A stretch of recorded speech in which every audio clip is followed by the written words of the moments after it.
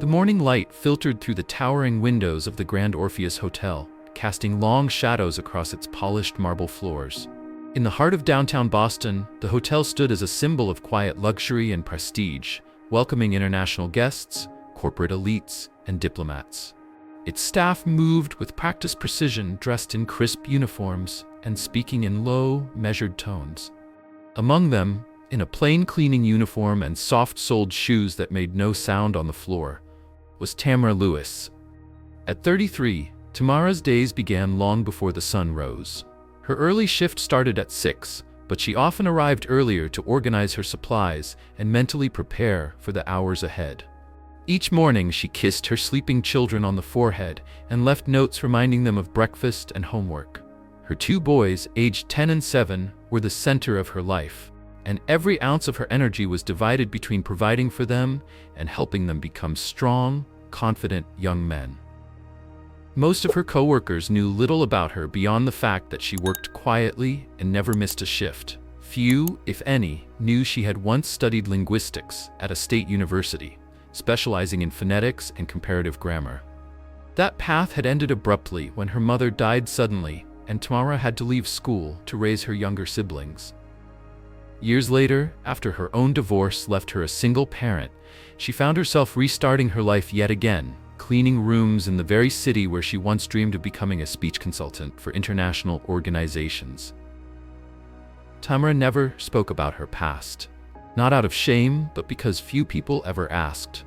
Her role at the hotel was invisible by design, present but unnoticed, like the quiet gleam of the lobby's chandeliers. She had learned to carry herself with humility, not because she lacked pride, but because surviving as a black single mother in a world that expected her to fail meant conserving energy for battles that mattered.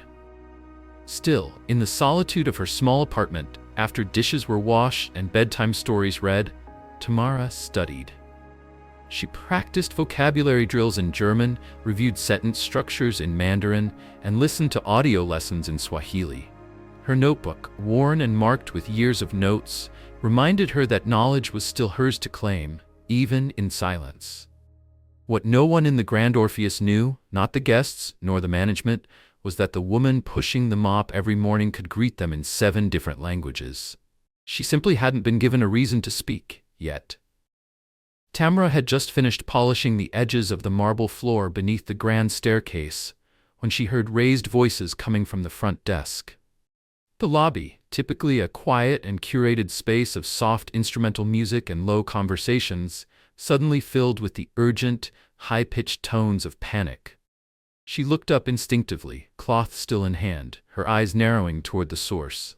A woman in her early 50s, dressed in elegant travel wear and clutching a leather handbag, was gesturing frantically, her voice rising in rapid-fire Italian.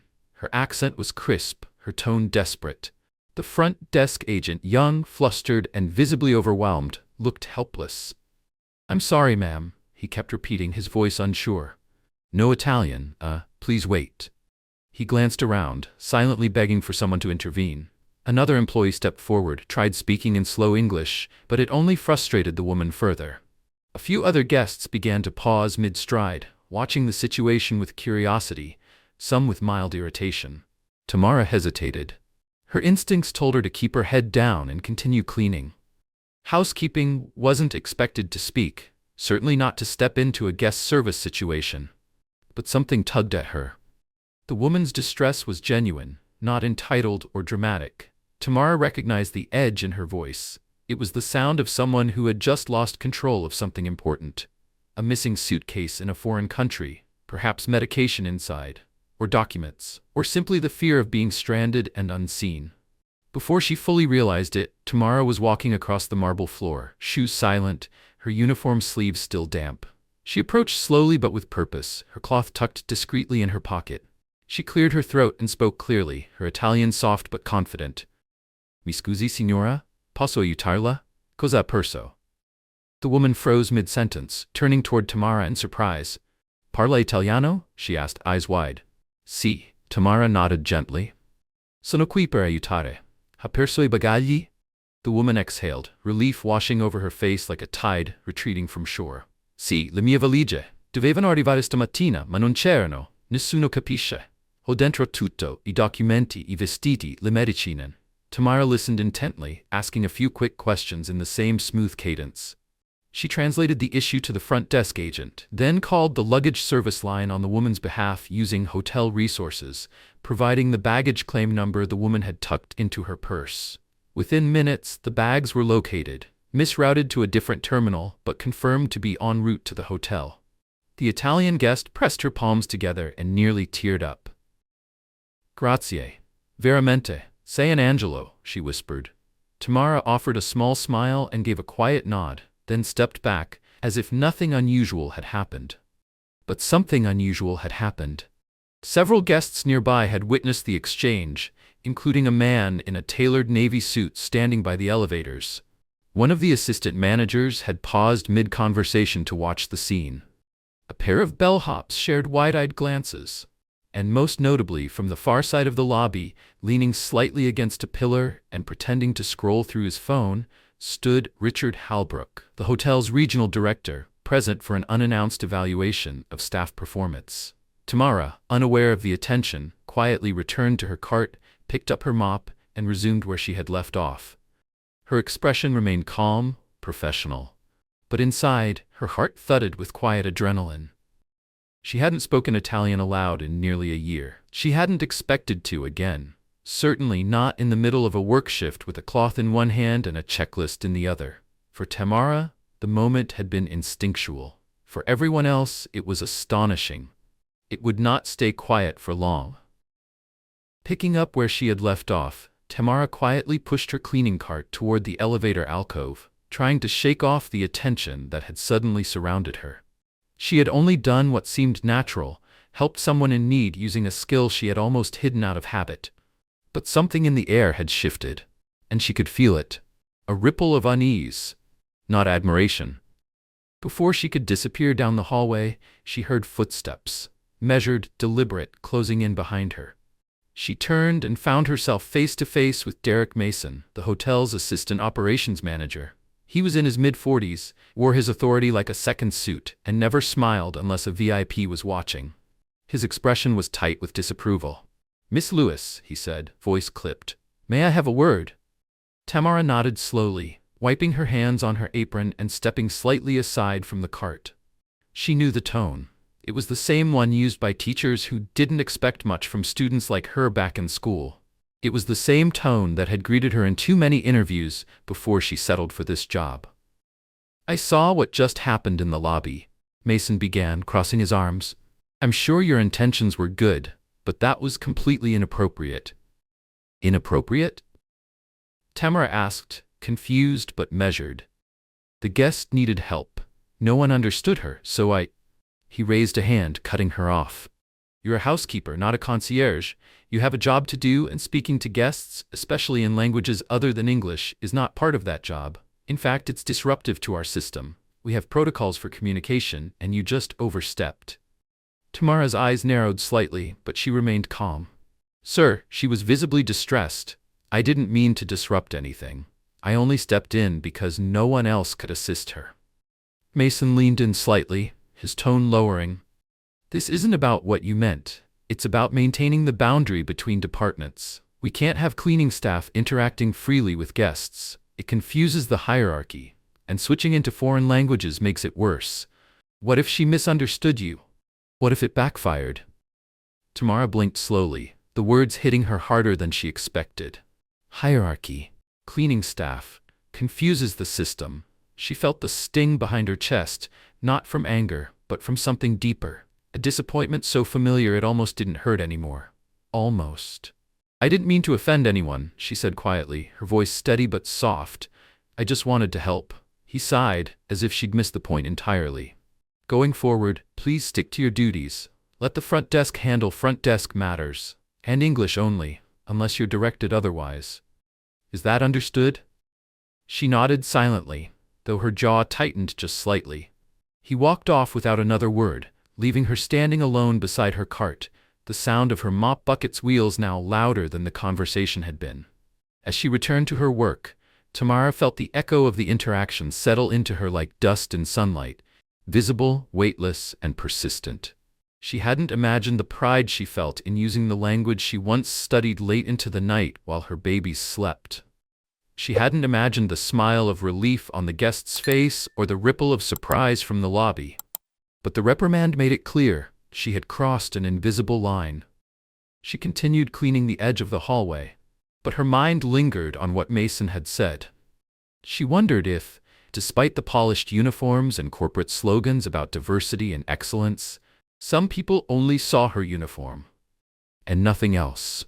Tamara sat quietly in the sleek chair across from the CEO, hands folded in her lap, trying not to fidget as the silence lingered. The tension that had gripped her chest since being called into the office was beginning to ease, though a cautious nervousness remained. When Matthew Caldwell finally looked up from the notes in front of him, he asked gently, "Tell me more about your story, Tamara." Her eyes flicked up, surprised by the invitation. For a moment, she hesitated. Then, she took a slow breath. "I've been raising my 2 boys alone since my youngest was still in diapers," she began, voice quiet but clear. "Their father left when I was 23. Since then, it's been me and them. I've worked as a waitress, a cashier, a night janitor, sometimes 2 jobs at once. I've cleaned restrooms after midnight and stocked shelves before dawn. But I've never stopped learning."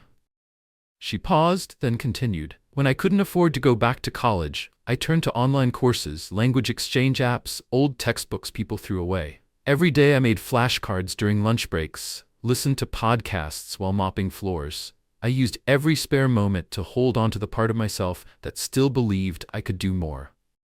Caldwell studied her, his expression unreadable. "I'm not asking for special treatment," Tamara added, her voice firmer now. "I don't need a title or applause. I just want a fair chance. I want to show my boys that dignity and effort matter, even when no one's watching." For a moment, the office fell silent again. Then Caldwell leaned forward, steepling his hands. "Tamara, as of this moment, you're no longer part of housekeeping. Effective immediately, you're being promoted to the position of International Guest Liaison." Tamara blinked, confused. "Sir?" "You'll serve as the point of contact for our international guests," he explained, helping them feel welcomed, respected, and understood. "You'll also lead internal workshops on cultural sensitivity and communication. With 7 languages and your lived experience, you're more qualified than most people I've hired in corporate roles." The words hit her like a wave, and it took a moment for her to process what he'd said. She nodded slowly, her voice thick with emotion. "Thank you, sir. I won't let you down." Caldwell smiled faintly. "I know you won't." The news spread through the hotel by midday. A housekeeping staff member had been promoted to an executive-facing role, a first in the hotel's history. Reactions were mixed. Some whispered behind closed doors, others watched in quiet awe. But for Tamara, the noise faded behind one clear truth. After years of being unseen, someone had finally chosen to see her worth. And that, more than any title, changed everything. Following her unexpected promotion, Tamara entered her new role with a quiet confidence and a relentless work ethic that impressed many, but not everyone. Within the refined corridors of the hotel's executive floor, murmurs of discontent began to stir. Some staff members, particularly those who had long operated within the upper ranks, viewed her ascent not as a testament to talent, but as an exception granted out of charity. "She's only there because it looks good on paper," whispered one voice in the staff lounge. "A single mother from housekeeping? Please." The comments, veiled in false politeness but soaked in resentment, found their way to more dangerous territory when Richard Whitmore, a senior executive assistant known for his charm and his careful manipulation of office politics, began sowing seeds of quiet sabotage. Richard had been passed over for the international guest liaison role several months earlier. Seeing Tamara in a position he had once coveted reignited a bitter jealousy. He made his disapproval known in subtle ways: eye rolls during meetings, sighs when she spoke, sarcastic smiles that seemed cordial only at first glance. But then he escalated. Assigned to collaborate on a presentation for an upcoming hospitality leadership summit, Richard deliberately altered key data on guest satisfaction metrics tied to Tamara's department. He then forwarded the presentation to the CEO's office without consulting her. When the inaccuracies were discovered during a team prep session, Richard feigned confusion and pointed toward Tamara. She oversaw those sections, he said smoothly, folding his arms as he leaned against the conference table. I assumed she would double-check everything. Perhaps she's still adjusting. Tamara felt every pair of eyes in the room shift to her. Her heart pounded, but she remained composed. Actually, she replied calmly, I anticipated this might happen. From her folder, she retrieved a complete printed version of the original document, time-stamped and signed, and then placed beside it a marked copy highlighting Richard's changes. This, she said, her voice unwavering, is the draft I submitted before final review. This, she continued, tapping the modified version, reflects edits made without my consent or knowledge. I've also included a backup from our shared server showing version history. A silence fell over the room as the managers examined the documents. Richard's face paled. A murmur moved through the conference room as the CEO, Matthew Caldwell, who had just entered the room moments earlier, stepped forward. Thank you, Tamara, he said, flipping through the materials.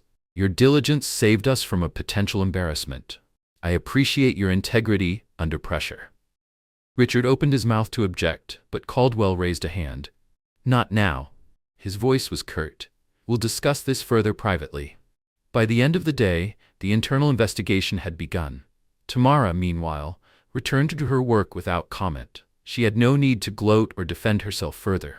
Her actions had spoken with a clarity that no rumor could silence. Word of the confrontation spread through the hotel with surprising speed. Where doubt once lingered, a new respect for Tamara took root. Even those who had once questioned her capability now reconsidered, recognizing not just her linguistic talent, but her composure and foresight. Days later, at the weekly department meeting, Caldwell publicly praised Tamara again. Leadership isn't about titles, he said. It's about responsibility, clarity, and courage. Tamara showed all three. That's the standard we need. Richard was quietly reassigned to a regional office, his influence removed from the Boston property. The message was clear. This hotel would no longer tolerate internal politics rooted in prejudice or fear of change. Tamara didn't celebrate outwardly, but that evening, after tucking her boys into bed, she sat alone on her small couch, sipping tea and reading guest feedback in Spanish, preparing for the next training she'd lead. She smiled, not out of vindication, but because for the first time in a long while she could feel the ground beneath her feet growing solid. The climb had been steep, but now she wasn't climbing alone. She was lighting the way for others to follow. Following the professional storm she weathered with unwavering grace, Tamara Lewis quietly cemented her place not just within the hotel's leadership, but within the industry's evolving narrative of resilience and inclusion. Her journey, from the early morning silence of cleaning shifts to speaking fluent Italian in a lobby full of disbelief, to standing calm under scrutiny and prevailing against sabotage, became more than just a story of promotion. It became a symbol of what perseverance and authenticity could truly achieve. Her presence now commanded not just respect, but admiration.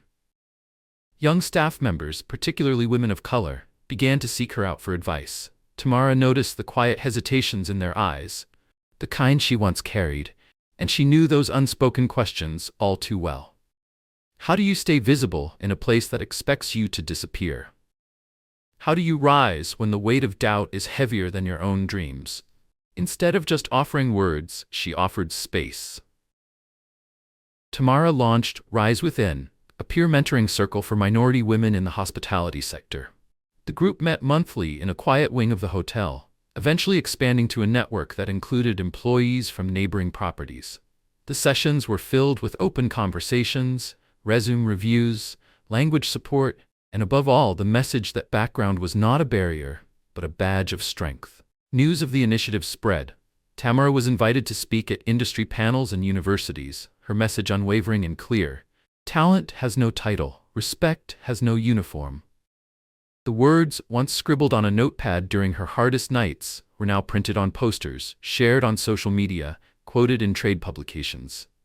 More than recognition, she built momentum. Tamara had become a beacon, not because of a single heroic moment, but because of a string of consistent, courageous choices. In every interview and every speech, she reminded audiences that equity begins not with policy, but with presence, the willingness to show up fully, even when unseen. As the lobby lights dimmed one evening, Tamara stood quietly at the railing overlooking the marble floors she once scrubbed. Behind her, laughter from her mentoring group echoed faintly. Ahead, the future she once thought unreachable now felt entirely hers. If Tamara's story moved you, share this message. Let her journey inspire others to step forward, speak boldly, and reshape the spaces that once tried to keep them small.